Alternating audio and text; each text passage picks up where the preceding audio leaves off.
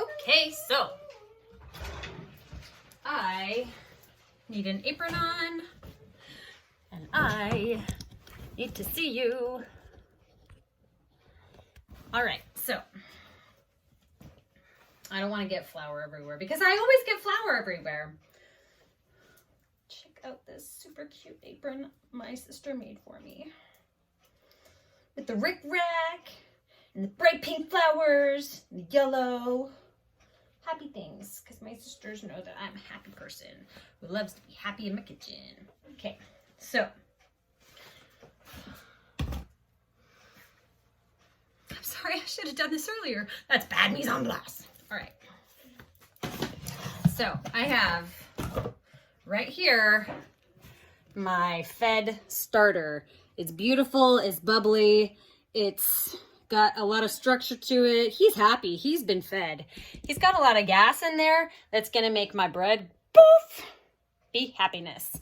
So this is all I'm going to do the first day. So the recipe called for 11 ounces of barm or starter. Yeah, that's my crust from the other one. And then I have 8 ounces of water and 15 ounces of bread flour. But I'm going to make a double batch. So I'm just going to use regular metal bowl. Make sure it's clean. I'm going to set my scale. I'm going to measure out, what's 11? 11 plus 11 is 22 minus 16. 22 minus 16, what is that, Alex? 22 minus 16, that would be, I believe... 6, thank you. All right, so 1 pound and 6 ounces. This? Yes. Oh.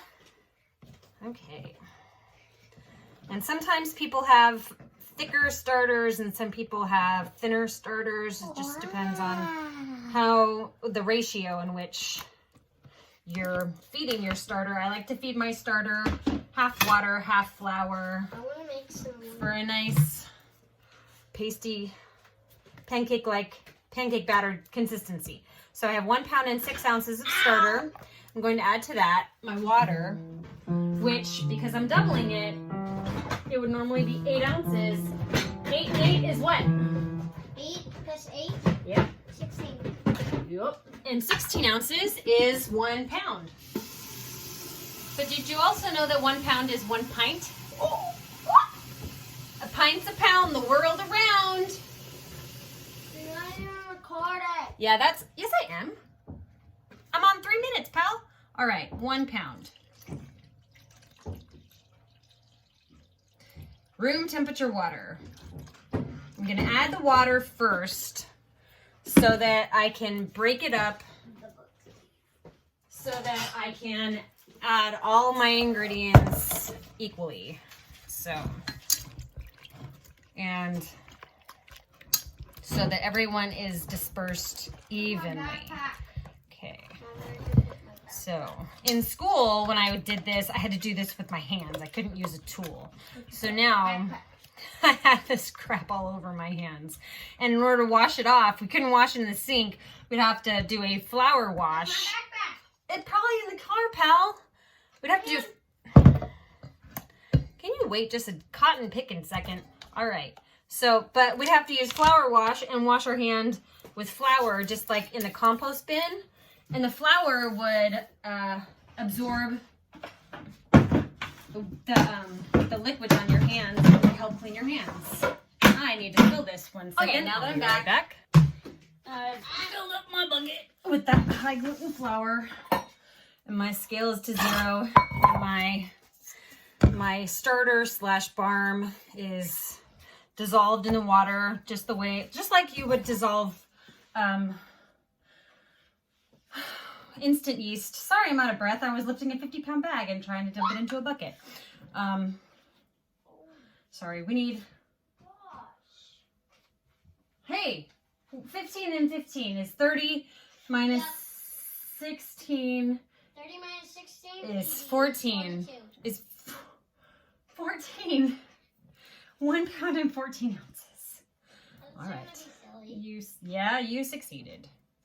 I want to make corn.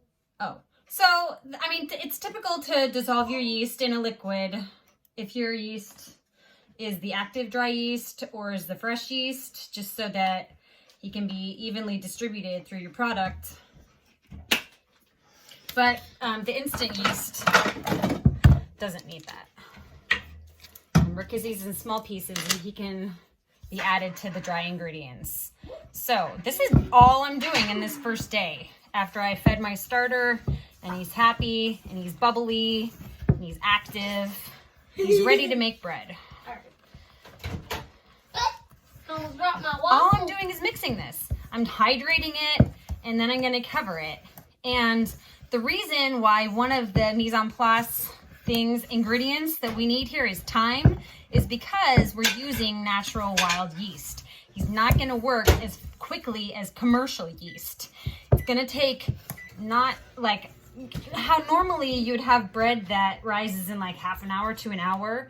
This stuff takes hours. That's why it takes days of fermentation so that it can fully develop all of those flavors and textures and fully hydrate. And that's it. So I just mixed it together. It's very sticky. But it's very evenly distributed. There's no dry patches. There's no wet patches. It's all the same throughout. And that's it. And he's gonna sit covered for 2 hours at room temperature just so that he can fully hydrate at room temperature. And then I'm gonna put him in the cooler for the overnight so that he can not like totally activate all at once, so that we can slow down the fermentation so that it can really just get all of that melded together and give it some time to rest. So, and I didn't agitate it a whole lot at all. Yeast and what makes gluten is flour, protein plus liquid plus agitation equals gluten. And so what I've done here is I didn't really agitate it a whole lot. When we're kneading bread, we're agitating it. We're activating more gluten and more gluten and more gluten. But what we do with sourdough is we let it activate on its own. We're not agitating it a whole lot. We're letting it cool down and do its own thing because the gluten will develop no matter what. And so we're just gonna give it time and let it develop on its own. And that's where we're gonna find our best product. So day one done.